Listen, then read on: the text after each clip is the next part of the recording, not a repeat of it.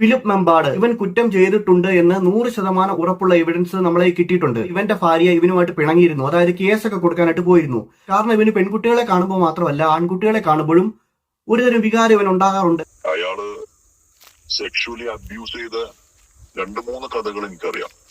കാരണം എനിക്ക് അദ്ദേഹത്തെ കുറെ മുമ്പേ അറിയാം. അതുകൊണ്ടാണ്. ഒന്ന്, അദ്ദേഹം 2010 ഒരു ഹോമോസെക്ഷൽ ഇടപാട് നടത്തിയിട്ടുണ്ട്. ആ കഥ മഞ്ചേരി ഭാഗത്തുള്ള ചില ഉദ്യോഗസ്ഥർക്കൊക്കെ അറിയാം. 2010-11 കാലത്താണത്.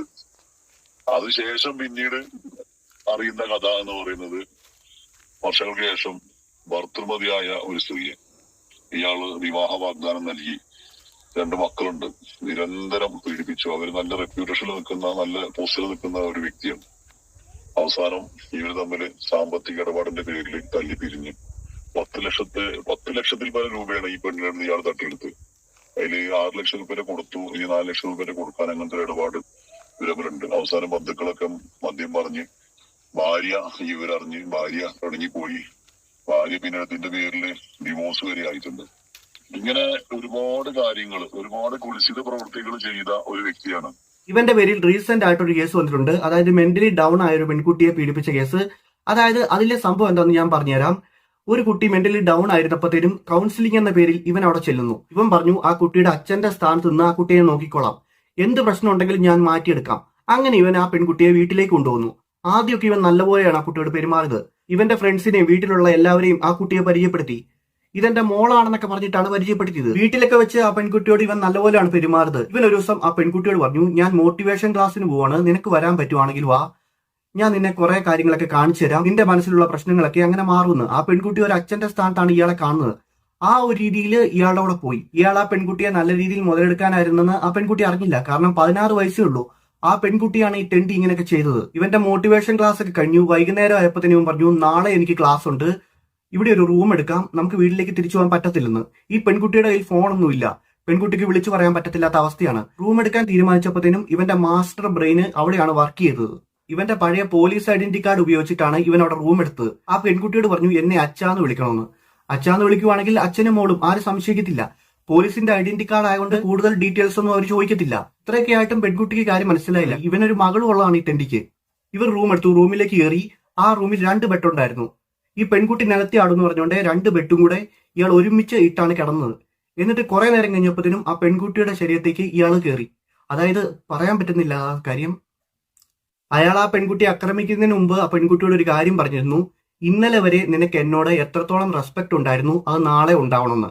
കാരണം അയാളുടെ ആ പോലീസ് ബുദ്ധി ഒന്ന് ഊഹിക്കണം. കാരണം അയാൾ അങ്ങനെ പറഞ്ഞിട്ട് ആ പെൺകുട്ടിയെ കൺവിൻസ് ചെയ്യാനായിട്ട് ശ്രമിക്കുന്നേ.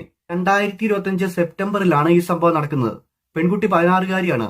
2026 കേസ് കൊടുക്കുന്നത്. അതിന്റെ കാരണം എന്താണെന്ന് ഞാൻ പറഞ്ഞുതരാം. ഇയാളുടെ കസ്റ്റഡിയിലായിരുന്നു ആ പെൺകുട്ടി ഈ സംഭവം കഴിഞ്ഞിട്ട് 2 ദിവസം. അത് കഴിഞ്ഞിട്ട് ആ പെൺകുട്ടിയെ വീട്ടുകാർ വിളിച്ച് വീട്ടിലേക്ക് കൊണ്ടുപോയി. ഇയാൾക്ക് പേടിയുണ്ടായിരുന്നു, കാരണം ആ പെൺകുട്ടി അവിടെ ചെന്ന് എല്ലാം പറയുമോന്ന്. ആ പെൺകുട്ടി എല്ലാം തന്നെ അവിടെ ചെന്നിട്ട് പറഞ്ഞിട്ടുണ്ട്. മാതാപിതാക്കൾ ഇയാളെ വിളിച്ചിട്ട് പല രീതിയിൽ സംസാരിച്ചു, പല ചോദ്യങ്ങൾ ചോദിച്ചു. ഇയാളിപ്പോൾ ഒരു ട്രിക്ക് ഉപയോഗിച്ചു. ഇയാളുടെ അമ്മയെ വിളിച്ചുകൊണ്ട് ഇയാൾ ആ പെൺകുട്ടിയുടെ വീട്ടിലേക്ക് പോയി. എന്നിട്ട് അവരോട് കൈ കൂപ്പിക്കൊണ്ട് പറഞ്ഞു, പറ്റിപ്പോയെന്ന്, എന്റെ അമ്മേനെങ്കിലും ഓർത്തിട്ട് എന്നോട് ക്ഷമിക്കണമെന്ന് പറഞ്ഞു. ഈ അമ്മ എന്ന് പറയുന്നത് ഇയാളുടെ ഒരു തന്ത്രമാണ്. കാരണം അമ്മേനെ വെച്ചിട്ടാണ് ഇയാൾ പല കേസിൽ നിന്ന് ഊരിപ്പോകുന്നത്. അതായത് ഈ അമ്മേനെ ഇയാൾ നോക്കത്തൊന്നുമില്ല. ഇയാളുടെ ഫ്രണ്ട്സും സഹോദരന്മാരും ഒക്കെയാണ് ഈ അമ്മേനെ നോക്കുന്നത്. ഇയാൾ മോട്ടിവേഷനൊക്കെ ആയിട്ട് അമ്മേനെ കുറിച്ച് വന്നിട്ട് നല്ല കാര്യങ്ങളൊക്കെ പറയുന്നുണ്ട്. ഇയാളുടെ നാട്ടുകാർ തന്നെ പറയുന്നുണ്ട്, അമ്മയ്ക്ക് ഒരു നേരത്തെ മരുന്ന് പോലും ഇയാൾ ശരിക്കും വാങ്ങിച്ചു കൊടുക്കത്തില്ല.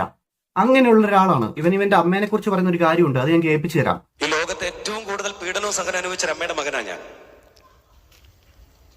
29 കിലോ മാത്രം തൂക്കമുള്ള, ഒരു കാതിൽ മാത്രം കമ്മല് ധരിക്കുന്ന, റോഡ് ഗോൾഡിന്റെ മാല മാത്രം ധരിക്കുന്ന, ഒരിക്കൽ പോലും കൈകൾ ഉയർത്താത്ത മേരിക്കുട്ടി എന്ന് പറയുന്ന ഒരമ്മയുടെ മകനാണ് ഞാൻ. മദ്യപാനത്തിന്റെ ദുരന്തം ഏറ്റുവാങ്ങിയ ഒരു കുടുംബമാണ് എന്റെ കുടുംബം. പക്ഷെ ഇന്ന് എല്ലാ സന്തോഷമുണ്ട്. ജീവിതത്തില് മാതാപിതാക്കളെ ഇങ്ങനെ ചേർത്ത് ഇങ്ങനെ പിടിക്കുക. ഒരുപക്ഷെ നിങ്ങൾ കണ്ണു തുറക്കുമ്പോഴേക്കും ഈ തെറ്റൊക്കെ ചെയ്തിട്ടും സകല ഉടായ്പിൽ നിന്നും ഇവൻ രക്ഷപ്പെടുന്നത് ഈ അമ്മയുടെ പേരിലാണ്. ഈ അമ്മേനെ വിളിച്ചുകൊണ്ട് പോയിട്ട് ഓരോ സെന്റിമെന്റ്സ് ഇറക്കും. അങ്ങനെയാണ് ഇവൻ രക്ഷപ്പെടുന്നത്. ഈ പ്രാവശ്യം അത് പറ്റിയില്ല. ഇവന്റെ അമ്മ എന്ന് പറയുന്ന ഒരു സാധുവാണ്. ഇവൻ പറയുന്നതെല്ലാം അമ്മ കേൾക്കും. അവർക്ക് അതേ വഴിയുള്ളൂ. കാരണം ഇവന്റെ വീട്ടിലാണ് അവർ നിൽക്കുന്നത്. അവർ വയ്യാത്തൊരു സ്ത്രീയാണ്. ഇവനെ ജനിപ്പിച്ചെന്നുള്ള ഒരു തെറ്റ് മാത്രമേ അവർ ചെയ്തിട്ടുള്ളൂ. ഇവൻ ചെയ്യുന്ന കൊള്ളരുതായ്മയ്ക്കൊക്കെ അവരെ മധ്യസ്ഥ വഹിപ്പിച്ചിട്ടാണ് ഇവൻ ആ തെറ്റ് തീർക്കുന്നത്. പിന്നെ ഇവൻ തെറ്റ് ചെയ്തിട്ടില്ലെന്ന് പറയുന്ന ആളുകളോട് ആ പെൺകുട്ടിയുടെ അച്ഛന്റെ അമ്മയുടെ അടുത്ത് പോയിട്ട് ഇവൻ കൈ കൂപ്പിയിട്ട് മാപ്പ് അപേക്ഷിക്കുന്നത് അവരുടെ ഈ തെളിവ് സഹിതമുണ്ട്. അത് വീഡിയോ ആയിട്ട് തന്നെ ഉണ്ട്. ഇവൻ മതവുമായിട്ട് ബന്ധപ്പെട്ട് ഒരുപാട് കളികൾ ഇതിൽ കളിക്കുന്നുണ്ട്. കാരണം ഇവനൊരു ക്രിസ്ത്യാനിയാണ്. ഇവൻ മുസ്ലിമുമായിട്ട് ബന്ധപ്പെട്ട് ഒരുപാട് കാര്യങ്ങൾ പറയുന്നുണ്ട്. അങ്ങനെ മലപ്പുറത്തൊക്കെ ഇവന് നല്ല സ്വാധീനമാണ്. അതായത് ഒരു ക്രിസ്ത്യാനി ഇങ്ങനെ മുസ്ലിം മതത്തെ പുകഴ്ത്തിക്കൊണ്ട് നടക്കുമ്പോഴത്തേനും അവർക്ക് ഇവനോടൊരു താല്പര്യം തോന്നും. അങ്ങനെയുള്ള താല്പര്യത്തിലാണ് ഇവൻ മുതലെടുപ്പ് നടത്തിയത്. ഇവൻ അങ്ങനെ പറയുന്ന ഒരു കാര്യമുണ്ട്, ഞാൻ കാണിച്ചു തരാം. ജീവിതം ഇങ്ങനെ ആയിത്തീരട്ടെ എന്ന് മുൻപ് ഞാൻ പ്രതീക്ഷിച്ചില്ല. പക്ഷെ ഇന്ന് വായനയിലൂടെ വന്ന ചില അറിവുകളാണ് അതിനെന്നെ ഏറ്റവും കൂടുതൽ എന്നെ പ്രാപ്തനാക്കിയത്. ഒരുപക്ഷെ ഏറ്റവും വലിയ ഗ്രന്ഥം വെച്ച പരിശുദ്ധ ഖുറാനാണ്. പരിശുദ്ധ ഖുറാന്റെ ഈ 6666 114 സൂറത്തിലൂടെയും ഞാൻ കടന്നു പോയിട്ടുണ്ട്. അതിലൂടെ എല്ലാം പലപ്പോഴും എന്റെ കണ്ണുകൾ നിറഞ്ഞിട്ടുണ്ട്, പലപ്പോഴും എന്നെ ചിരിപ്പിച്ചിട്ടുണ്ട്, ചിന്തിപ്പിച്ചിട്ടുണ്ട്. പലപ്പോഴും ഇങ്ങനെയൊക്കെ ചെയ്യണമെന്ന് ശരീരത്തിന് മുഴുവന് ഊർജ്ജം സംഭരിക്കാൻ പറ്റിയിട്ടുണ്ട്. ഇതെല്ലാം സംശീകരിച്ച വായനയുടെ ഇവന്റെ കുറച്ച് ഫോട്ടോസും ചാറ്റും ഒക്കെ ഉണ്ട്. അതൊന്ന് കണ്ടു നോക്കണം. കാരണം ഇവന്റെ യഥാർത്ഥ സ്വഭാവം നമുക്ക് മനസ്സിലാവും. ഇവൻ വിവാഹ വാഗ്ദാനം ഒക്കെ നൽകിയിട്ട് പറ്റിച്ച സംഭവമുണ്ട്. അതിലൊക്കെ ഇവൻ മുങ്ങിയത് ഇവന്റെ ദാരിദ്ര്യവും കൂടാതെ ഇവന്റെ അവസ്ഥയൊക്കെ പറഞ്ഞിട്ടാണ്. കാരണം അമ്മേനെയൊക്കെ കൂട്ടുപിടിച്ചിട്ടാണ്. മാത്രമല്ല അവരിതുവരെ കേസ് കൊടുത്തിട്ടില്ല. കാരണം ഇവൻ അതുപോലെ അവരുടെ കാല് പിടിച്ച് മാപ്പ് പറഞ്ഞു. ഇവൻ ആളുകളെയൊക്കെ സമീപിക്കുന്ന ഫിനാൻഷ്യൽ ആവശ്യങ്ങൾക്കും വേറെ ചില കാര്യങ്ങൾക്കൊക്കെയാണ്. അതെന്താന്ന് എല്ലാവർക്കും അറിയാം. ഒരു ഭർത്താവുള്ള ഒരു സ്ത്രീയുമായിട്ട് ബന്ധമുണ്ടായിട്ട് ഇവന് കുറച്ച് പ്രശ്നങ്ങളൊക്കെ ഉണ്ടായതാണ്. ആ പ്രശ്നങ്ങളിൽ നിന്നൊക്കെ ഇവൻ ഊരിപ്പോന്നാണ്. തെറ്റ് ചെയ്തിട്ടുണ്ടെങ്കിൽ എത്ര ബുദ്ധിയുള്ള ആളാണെങ്കിലും ഒരു നാൾ പിടിക്കപ്പെടും, അത് ഉറപ്പാണ്. ഇവൻ ചെയ്തിട്ടുള്ള ചാറ്റ് എവിഡൻസ്, CCTV ദൃശ്യങ്ങളെല്ലാം പോലീസിന് കിട്ടിയിട്ടുണ്ട്. അതിന്റെയൊക്കെ പേരിലാണ് പോലീസ് കേസെടുത്തേക്കുന്നത്. തെളിവ് അവരുടെ കയ്യിലുണ്ട്, അല്ലാതെ ഇവനെ കൊടുക്കാൻ നോക്കിയതൊന്നുമല്ല. പിന്നെ ആ പെൺകുട്ടിയുടെ കുടുംബക്കാരെ എന്തിന്റെ പേരിലാണ് ഇയാളുടെ കൂടെ ആ പെൺകുട്ടിയെ വിട്ടത്? കാരണം എന്തെങ്കിലും പ്രശ്നം ഉണ്ടെങ്കിൽ ഹോസ്പിറ്റലിൽ കൊണ്ടുപോവുക, സൈക്കാട്രിസ്റ്റിനെ കാണിക്കുക. ഇയാൾ സൈക്കാട്രിസ്റ്റ് ഒന്നും അല്ലല്ലോ. പള്ളിയിലച്ചന്മാരുടെ അടുത്ത് പോലും കുട്ടികളെ വിടാത്ത കാലമാണ്. സത്യം പറയുവാണെങ്കിൽ മാതാപിതാക്കളെ വേണം ആദ്യം പറയാനായിട്ട് ഇതുപോലത്തെ മണ്ടത്തരമൊക്കെ കാണിക്കുന്നേ. ഇവർ ഈ നൂറ്റാണ്ടിലൊന്നും അല്ല ജീവിക്കുന്നേ. കാസർഗോഡുള്ള പല ആൾക്കാർക്കും ഇവനിത് ചെയ്തതാണെന്ന് 100% ഉറപ്പുണ്ട്.